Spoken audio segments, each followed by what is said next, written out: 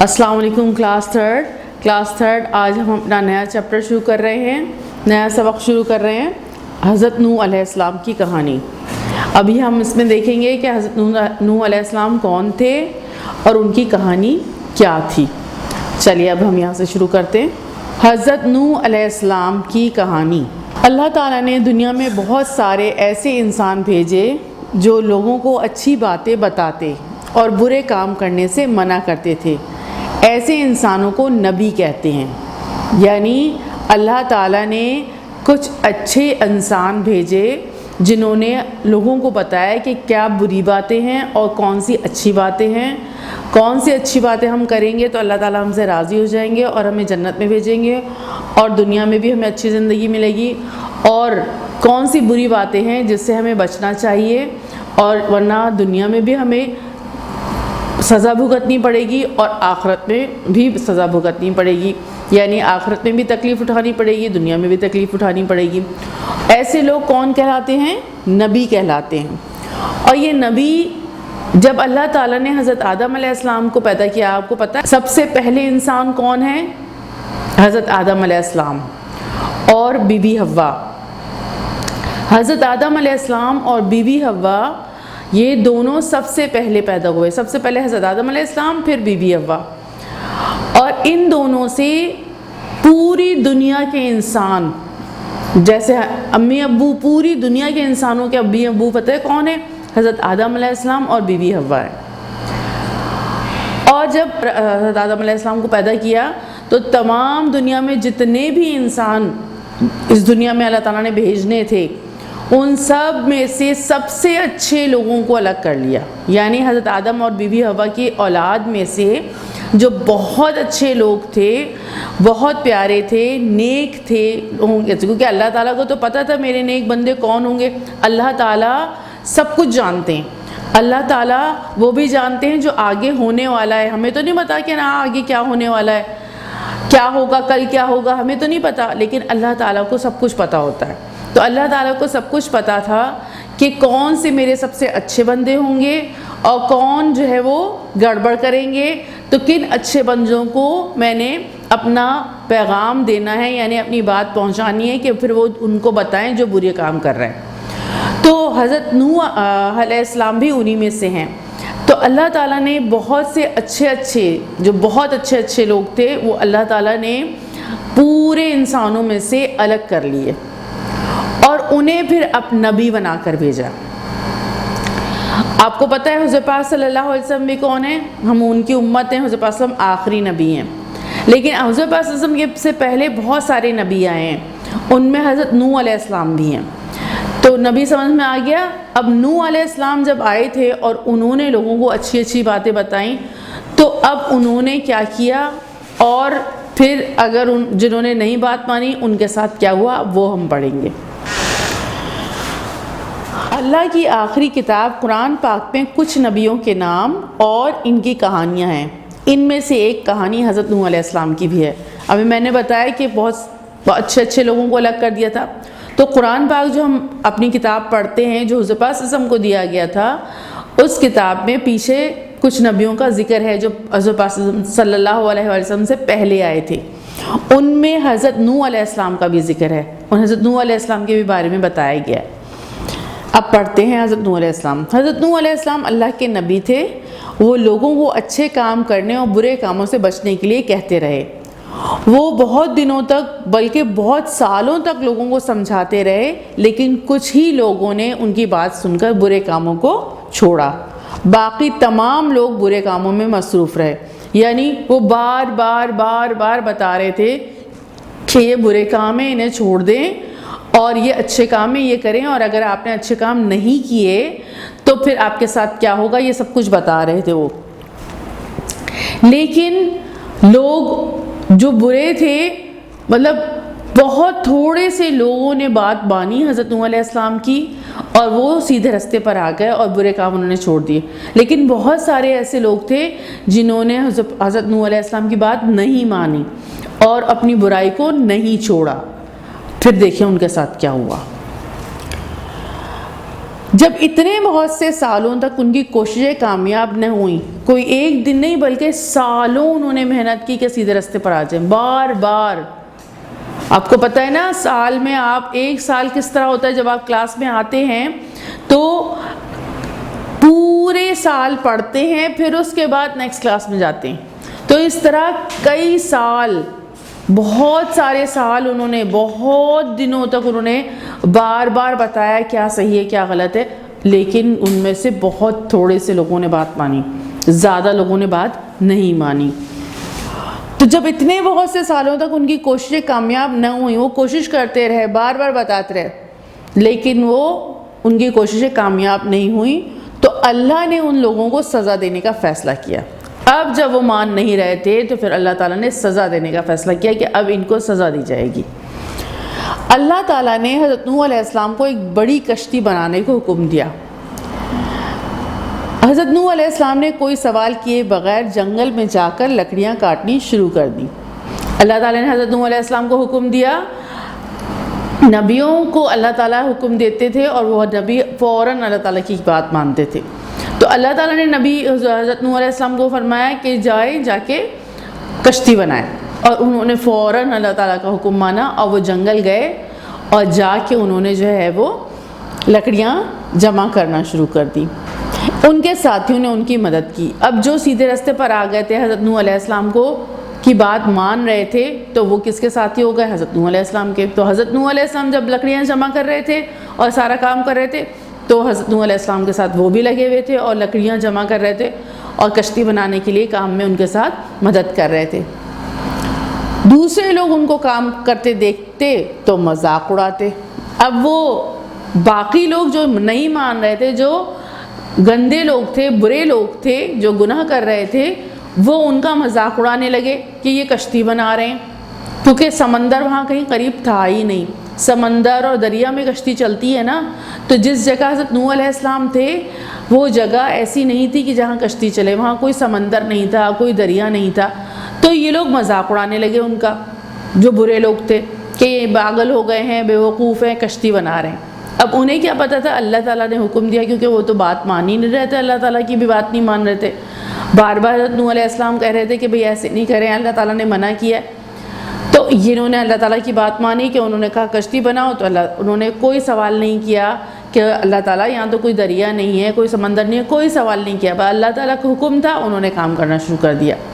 اب وہ جو تھے دوسرے والے جو بات نہیں مان رہے تھے، وہ ان کا مذاق اڑا رہے ہیں، یہ دیکھو پاگل ہو گئے ہیں، بے وقوف ہیں، کشتی بنا رہے ہیں، یہاں کوئی سمندر اور دریا تو ہے نہیں، ان کا یہ پاگل ہو گئے.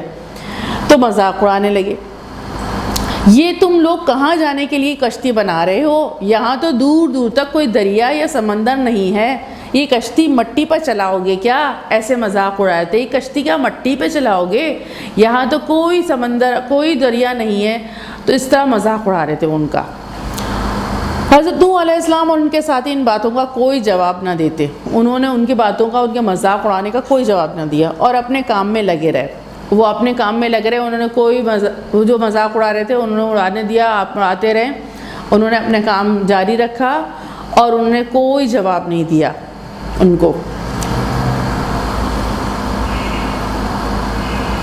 کچھ دنوں میں بہت بڑی کشتی تیار ہو گئی. تو اللہ تعالیٰ نے حکم دیا کہ تمام جانوروں اور پرندوں کا ایک ایک جوڑا اور کھانے پینے کا سامان کشتی میں رکھ لو. اب اللہ تعالیٰ نے حکم دیا کہ تمام جانور، جتنے بھی جانور ہیں، ان کا ایک ایک جوڑا، یعنی اگر بکری ہے تو بکری اور بکرا دونوں، اونٹ اور اونٹنی دونوں، اس طرح تمام جانوروں کے جوڑے کشتی میں رکھ لو اور پرندوں کے بھی جوڑے کشتی میں رکھ لو اور کھانے پینے کا سامان بھی کشتی میں رکھ لو. انہوں نے یہ سب کچھ کیا. انہوں نے اللہ کا حکم مانا اور ویسے ہی کیا جیسا اللہ تعالیٰ نے حکم دیا تھا. تمام جانوروں جیسے ہرن، ہرنی، گائے، بیل، گھوڑا، گھوڑی وغیرہ اور جتنے بھی ابھی جیسے میں نے اونٹ، بکری وغیرہ بھی بتائے کہ وہ کشتی میں سوار کر لیا. پھر اللہ نے حکم دیا کہ اب کشتی میں سوار ہو جاؤ. اب جب جانوروں کو بھی رکھ لیا، پرندوں کو بھی رکھ لیا، کھانے پینے کا سامان بھی رکھ لیا، پھر اللہ تعالیٰ نے فرمایا کہ اب آپ بھی اس میں سوار ہو جائے. حضرت نوح علیہ السلام اور وہ لوگ جو حضرت نوح علیہ السلام کی بات مان رہے تھے، اللہ تعالیٰ کی بات مان رہے تھے، وہ سب اس میں بیٹھ گئے. اب پھر اللہ تعالیٰ نے حکم دیا کہ اب کشتی میں سوار ہو جاؤ. انہوں نے ایسے ہی کیا. جو لوگ دیکھ رہے تھے وہ مذاق اڑانے لگے, وہ پھر مذاق اڑائے جا رہے تھے. ارے ان سب کو کیا ہو گیا ہے, یہ کیوں کشتی میں بیٹھ رہے ہیں, مذاق اڑا رہے ہیں. نافرمان لوگوں میں حضرت نوح علیہ السلام کا بیٹا بھی شامل تھا. یعنی ایک بیٹا حضرت نوح علیہ السلام کے اور بھی بیٹے تھے.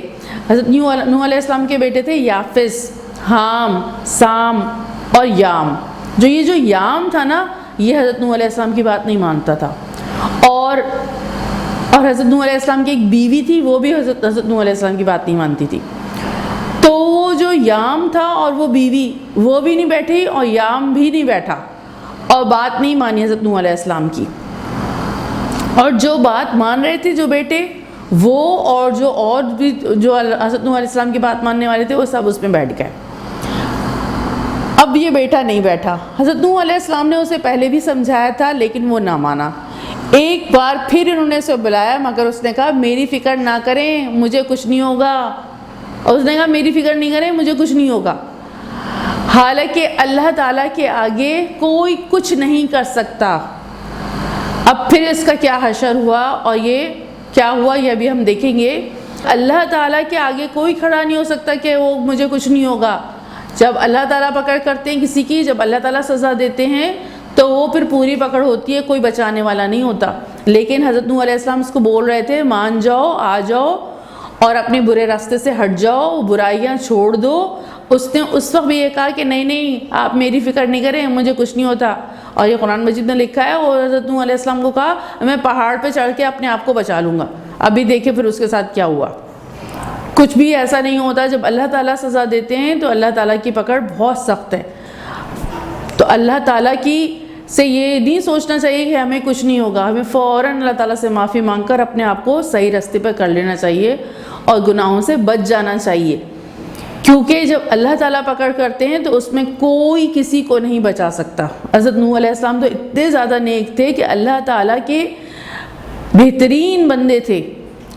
اور اللہ تعالیٰ نے قرآن مجید میں فرمایا کہ وہ ہمارے بہت بہترین بندے تھے اور بہت نیک اور بہت اچھے تھے. حضرت نوح علیہ السلام کی تعریف بھی کی ہے. لیکن حضرت نوح علیہ السلام کے بیٹے کو نہیں بچایا اللہ تعالیٰ نے, معاف نہیں کیا. چاہے وہ اتنے پیارے اور اتنے نیک شخص کے بیٹے تھے, تب بھی حضرت نوح علیہ السلام نے کہا کہ میرا بیٹا, اللہ تعالیٰ میرے بیٹے کو بچا لیجئے. تو اللہ تعالیٰ نے فرمایا کہ وہ تمہارا بیٹا نہیں ہے, وہ گندا ہے, وہ گندے لوگوں کا ساتھی ہے, تو وہ تمہارے مومنوں کا ساتھی نہیں ہے, اور جو خراب ہوگا تو اس کو سزا ملے گی. اب دیکھیے یہاں پر تو اس نے کیا کہا, میری فکر نہیں کریں, مجھے کچھ نہیں ہوگا. ایسے کیسے ہو سکتا ہے کہ مجھے کچھ نہیں ہوگا؟ جب اللہ تعالیٰ پکڑ کرتے ہیں تو کوئی بھی چیز, کوئی بھی شخص کسی کو کوئی بچا نہیں سکتا. وہ پہاڑ بھی نہیں بچا سکا اس کو. اچانک بادل آ گئے اور بہت تیز بارش ہونے لگی. اب یہ ساری بات ہو رہی تھی تو اتنے سارے بادل آ گئے اور بہت تیز بارش ہونے لگی. تھوڑی دیر میں ایسا لگا کہ جیسے زمین سے بھی پانی ابل رہا ہے. اب اوپر سے بھی بارش ہو رہی تھی اور پھر ایسا لگا جیسے زمین سے بھی پانی باہر آ رہا ہے. آپ دیکھتے ہیں نا, بورنگ کر کے نیچے سے پانی نکالتے ہیں تو اللہ تعالیٰ کے حکم سے وہ پانی بھی اوپر آ گیا, کیونکہ بہت نیچے ہوتا ہے تو ہم تو بورنگ کر کے نکالتے ہیں نا. لیکن کیا ہے کہ وہ اللہ تعالیٰ کے حکم سے وہ پانی بھی اوپر آ گیا اور اوپر آسمان سے بھی پانی برسنے لگا. اب دیکھیں کتنا پانی ہو جائے گا. بارش ہوتی ہے تو کتنا سارا پانی ہو جاتا ہے نا, اور پھر زمین سے بھی پانی نکل آئے تو بتائیں کتنا سارا پانی ہو گیا. تو اچانک بادل آ گئے, بہت تیز بارش ہونے لگی. تھوڑی دیر میں ایسا لگا جیسے زمین سے بھی پانی ابل رہا ہو. چاروں طرف پانی ہی پانی ہو گیا. لوگ اپنی جان بچانے کے لیے ادھر ادھر بھاگنے لگے. کچھ درختوں پر چڑھ گئے اور کچھ مکانوں کی چھتوں پر. لیکن اتنا پانی ہو گیا کہ درخت بھی ڈوب گئے اور مکان بھی. درخت بھی ڈوب گئے اور مکان بھی ڈوب گئے. یہاں تک کہ جس پہاڑ پر حضرت نوح علیہ السلام کا بیٹا اپنی جان بچانے کے لیے چڑھ گیا تھا وہ بھی ڈوب گیا. یعنی پہاڑ سے بھی اوپر پانی ہو گیا. اتنا پانی ہو گیا کہ سارے گھر ڈوب گئے اور ساری جو ہے وہ درخت ڈوب گئے, اور جو پہاڑ تھا وہ بھی ڈوب گیا جس پہ وہ کہہ رہا تھا میں اپنی جان بچا لوں گا, وہ بھی ڈوب گیا. یہاں تک کہ جس پہاڑ پر حضرت نوح علیہ السلام کا بیٹا اپنی جان بچانے کے لیے چڑھ گیا تھا وہ بھی ڈوب گیا. سارے نافرمان لوگ ڈوب گئے اور حضرت نوح علیہ السلام کی کشتی پانی میں اوپر تیرتی رہی، اوپر ہی اوپر تیرتی رہی۔ اب وہ کشتی تو تیر رہی ہے، کشتی تو نہیں ڈوبی۔ اللہ تعالیٰ کو تو معلوم تھا کہ اللہ تعالیٰ نے کیا کرنا ہے، اس لیے حضرت نوح علیہ السلام کو حکم دیا کہ آپ کشتی بنائیے، تاکہ وہ لوگ جو نافرمان نہیں ہیں، جو اللہ تعالیٰ کی بات مانتے ہیں، اور حضرت نوح علیہ السلام نے جو بات کہی اور بری چیزوں کو چھوڑ دیا انہوں نے، گناہوں کی باتوں کو چھوڑ دیا انہوں نے، تو وہ سب کشتی میں تھے۔ تو وہ کشتی تو اوپر پانی پر تیرتی رہی، اور باقی سب جنہوں نے بات نہیں مانی وہ کیا ہو گئے، ڈبو دیے گئے، اللہ تعالیٰ کے حکم سے وہ سب ڈوب گئے۔ سارے نافرمان لوگ ڈوب گئے اور حضرت نوح علیہ السلام کی کشتی پانی پر اوپر ہی اوپر تیرتی رہی۔ بہت دنوں بعد بارش رکی، یعنی اتنی سارے دنوں تک بارش ہوتی رہی، اتنی بارش ہوئی کہ اب سمندر جتنا پانی اگر بستیوں میں آ جائے، جہاں گھر ہیں وہاں پر آ جائے، تو بتائیں کوئی بچ سکتا ہے؟ صرف وہی بچ سکتا ہے جس کو اللہ تعالیٰ بچائیں۔ اور جیسے اللہ تعالیٰ نے کشتی بنوائی اور پھر اس میں حضرت نوح علیہ السلام اور سب کو بچا لیا، لیکن باقی سب کیا ہو گئے، ڈوب گئے۔ بہت دنوں بعد بارش رکی، سورج نکلا، کشتی میں سوار لوگ سورج کو اتنے دن بعد دیکھ کر بہت خوش ہوئے۔ پانی کم ہونے لگا اور ان کی کشتی ایک پہاڑ کے ساتھ جا لگی جس کا نام جودی ہے۔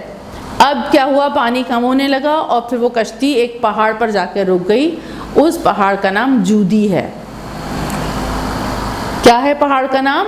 جودی۔ لوگ کشتی سے اترے اور اللہ کا شکر ادا کیا۔ اب جو کشتی میں تھے انہوں نے تو اللہ تعالیٰ کا شکر ادا کیا کہ شکر الحمدللہ ہم تو بچ گئے۔ سارے جانوروں کو بھی خشکی پر چھوڑا اور یوں یہ دنیا دوبارہ بسی۔ اب یہ جو جودی کشتی پر جا کے پہاڑ پر وہ رک گئی کشتی، جودی پہاڑ پر جا کے، اب انہوں نے اللہ تعالیٰ کا کیا کیا، شکر ادا کیا کہ شکر الحمدللہ ہم تو بچ گئے۔ پھر اس کے بعد وہ جانوروں کو بھی کیا کیا، سارے جانوروں کو بھی خشکی پر چھوڑا اور یوں یہ دنیا دوبارہ بسی۔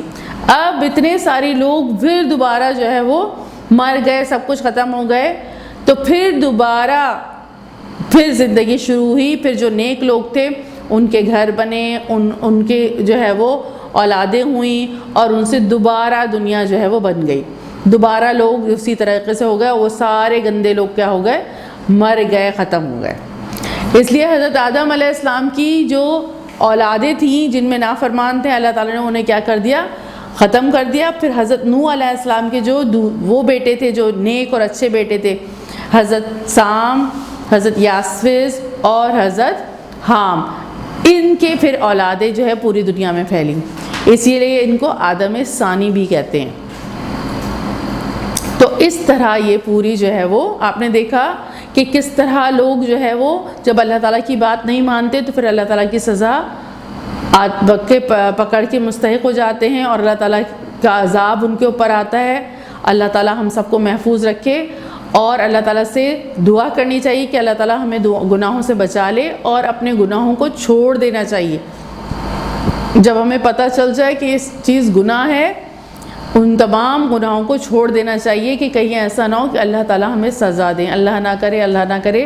اور پھر کیا ہوا کہ دنیا میں بھی ان کو سزا ملی اور آخرت میں بھی وہ جہنم میں جائیں گے، معاف نہیں ہوں گے، آخرت میں اس سے بڑی زیادہ سزا ملے گی۔ تو کتنا زیادہ نقصان کیا انہوں نے اپنا گندے کام کر کے۔ تو دعا کرنی چاہیے، نماز کی پابندی کرنی چاہیے، گناہوں سے اپنے آپ کو کیا کرنا چاہیے، بچانا چاہیے، تو دنیا میں بھی اچھی زندگی گزاریں گے اور آخرت میں بھی ہمیں کیا ملے گی، جنت ملے گی۔ اللہ تعالیٰ مجھے بھی توفیق دے اور آپ کو بھی توفیق دے کہ اللہ تعالیٰ کی ہم سب بات مانیں۔ السلام علیکم ورحمۃ اللہ وبرکاتہ۔